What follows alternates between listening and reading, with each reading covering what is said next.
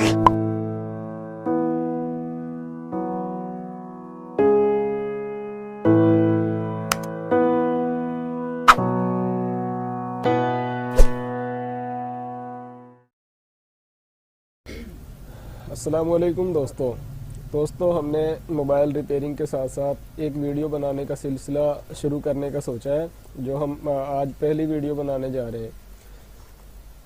काफ़ी दोस्त इस वजह से परेशान होते हैं कि नोकिया के मोबाइल जो अब नए आ रहे हैं, कुछ पुराने मॉडल, उनके सॉफ्टवेयर मुख्तलिफ डिवाइसों से किए जाते हैं, तो अमूमन मसला उलझन में चला जाता है, समझ नहीं आती कि कौन से बॉक्स से कौन सा मोबाइल फ्लैश करना है।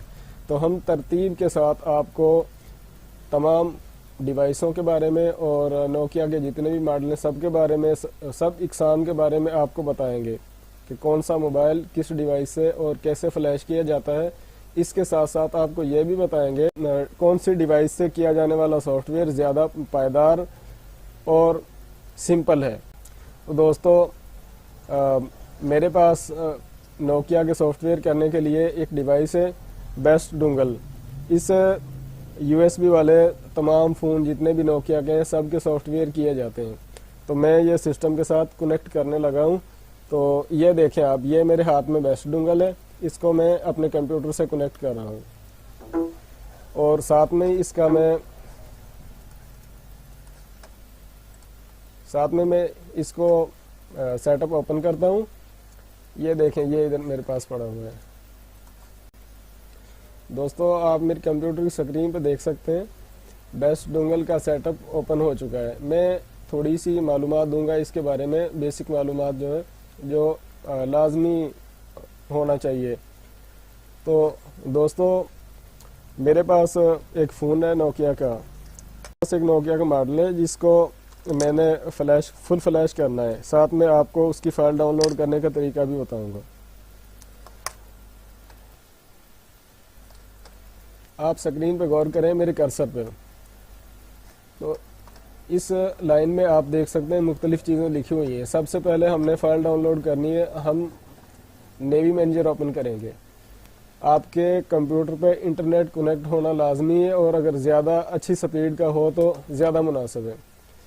मोबाइल में बैटरी के नीचे मॉडल लिखा होता है मोबाइल का, उसके साथ टाइप RM702 लिखा हुआ है।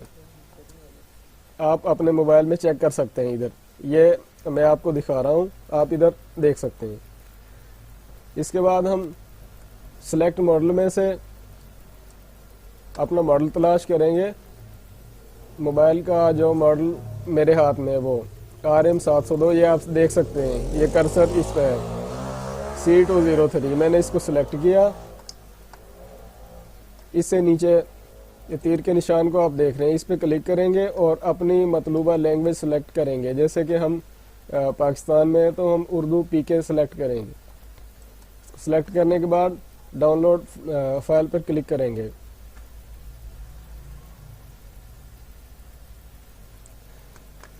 चंद सेकंड वेट करना पड़ेगा, इंटरनेट से कनेक्टिंग हो रही है, तो फाइल अभी चंद सेकंड में डाउनलोड होनी शुरू हो जाएगी।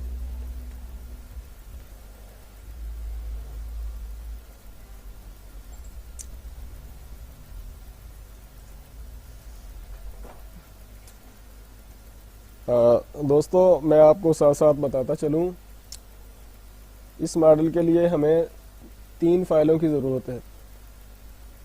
फ्लैश करने के लिए 3 फाइलों की ज़रूरत है, जिनमें MCU, PPM और CNT, तीनों फाइलें आपको इधर स्क्रीन पर नज़र आ रही हैं। ये फाइलें डाउनलोड होनी शुरू हो गई हैं और आप देख सकते हैं ऑल डन।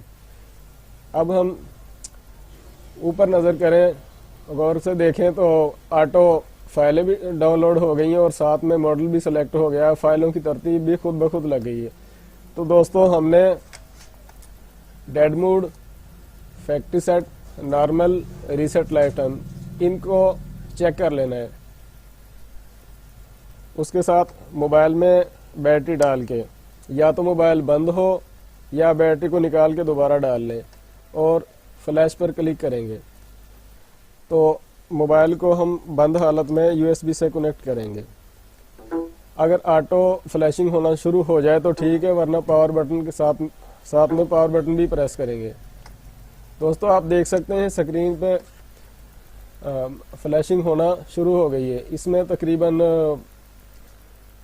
तकरीबन 8 से 9 मिनट लग जाएंगे फ्लैशिंग में। ये हर बार 100% होगा, जो भी फाइल होगी 100% होगी।